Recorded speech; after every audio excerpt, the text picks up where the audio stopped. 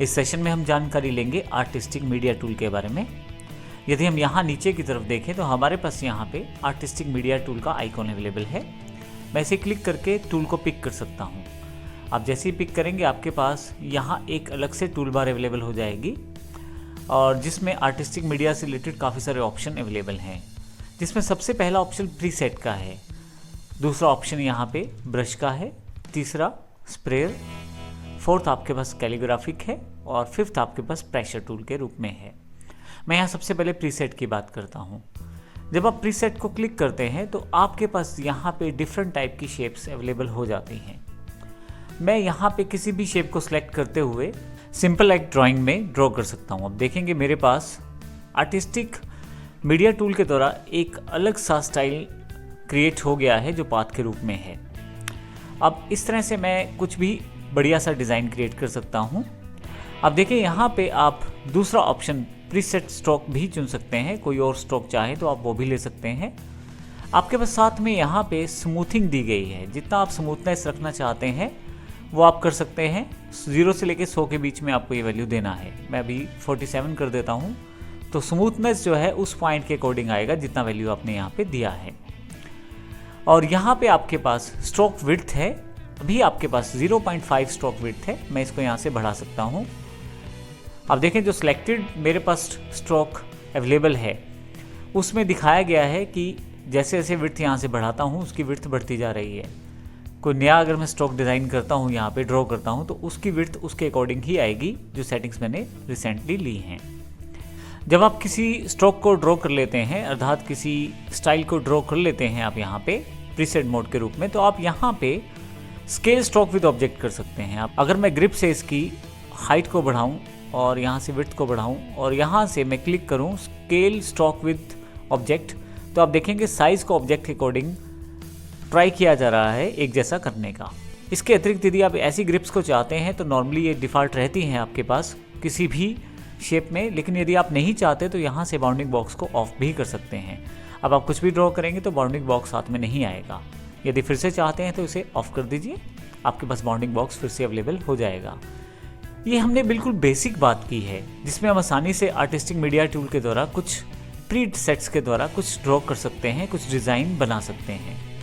मैं यहाँ कलर भी सेट कर सकता हूँ। आप देखें यहाँ पे कलर, यदि मैं क्लिक कर दूँ कलर को, यहाँ पे लेफ़्ट कलर यूज़ कीजिएगा और लेफ़्ट कलर के साथ ड्रॉ करते ही आपके पास वो कलर डिफाइन हो जाएगा जो कलर आप चाहते हैं। तो आप अलग अलग तरह के कलर्स कम्बिनेशन के साथ बढ़िया से बढ़िया डिज़ाइन यहाँ पे क्रिएट कर सकते हैं। ये हमारा सबसे पहले बेसिक पार्ट है जिसको हमने कवर किया है सबसे पहले इस सेक्शन में। इसके साथ ही यदि आप यहाँ पे देखें तो आपके पास अगला टूल ब्रश के रूप में उपलब्ध है, लेकिन उसको प्रयोग करने से पहले मैं यहाँ ड्रॉ किए गए स्ट्रोक्स को हटा देता हूँ। इसके लिए कंट्रोल ए से सिलेक्ट कर लेता हूँ सबको, डिलीट प्रेस कर देता हूँ। अब हम फिर से वापस चलते हैं आर्टिस्टिक मीडिया टूल पे, क्लिक करता हूँ इसे और यहाँ से मैं ब्रश को सिलेक्ट कर लेता हूँ। जैसे आप ब्रश को सिलेक्ट करते हैं आपके पास यहाँ पे ऑप्शंस बदल जाते हैं। सबसे पहला ऑप्शन यहाँ पे डिफरेंट टाइप की कैटेगरी चूज़ करने से है। आप किसी भी मीडिया टूल के लिए डिफरेंट टाइप का कैटेगरी चूज़ कर सकते हैं। मैं आर्टिस्टिक ही रहने देता हूँ इसे। उसके पश्चात आप यहाँ से ब्रश स्ट्रोक चुन सकते हैं, मैं डिफ़ॉल्ट रहने देता हूँ। आप चाहें तो इसे हम सेव भी कर सकते हैं यदि हम कुछ कस्टमाइज डिफाइन करते हैं, लेकिन अभी इसकी बात नहीं करते। उसके पश्चात फिर से स्मूथिंग है और आपके पास उसका स्ट्रोक विड्थ है। तो आइए सबसे पहले मैं यहाँ डिज़ाइन करता हूँ। तो आप देखेंगे आर्टिस्टिक मीडिया के अकॉर्डिंग यहाँ पे जो मैंने ब्रश लिया है उसके अकॉर्डिंग यहाँ पे ड्रॉ किया जा रहा है। इसके अतिरिक्त नेक्स्ट हमारे पास स्प्रेयर है। स्प्रेयर में आप यहाँ से डिफरेंट टाइप की कैटेगरी चूज़ कर सकते हैं। फिर से जैसे ब्रश स्ट्रोक्स हैं, ब्रश स्ट्रोक्स आपके पास यहाँ अवेलेबल हैं। जैसे मैं यहाँ से इस चुन लेता हूँ इसको और थोड़ा सा ऊपर जाता हूँ और यहाँ पे बनाता हूँ, तो आप देखेंगे ब्रश स्ट्रोक्स यहाँ पे अवेलेबल हो गए हैं। मैं यहाँ से डिफरेंट टाइप के ब्रश स्ट्रोक्स चुन सकता हूँ। देखें कुछ इस तरह से। अगर आपने पहले से सिलेक्टेड कोई ब्रश स्ट्रोक उठाया हुआ है और दूसरा सिलेक्ट करेंगे तो पिछले वाला हट जाएगा, उसकी जगह नए वाला आ जाएगा। और यदि आप यहाँ पे नया चाहते हैं तो नया ड्रॉ कर सकते हैं साथ में। मैं यहाँ से कोई भी चुन लेता हूँ अलग से, क्योंकि मेरे पास सिलेक्टेड है तो उस पर अप्लाई हो जाएगा। लेकिन साथ ही अगर मैं कुछ नया ड्रॉ करता हूँ तो वो भी यहाँ पे आ जाएगा।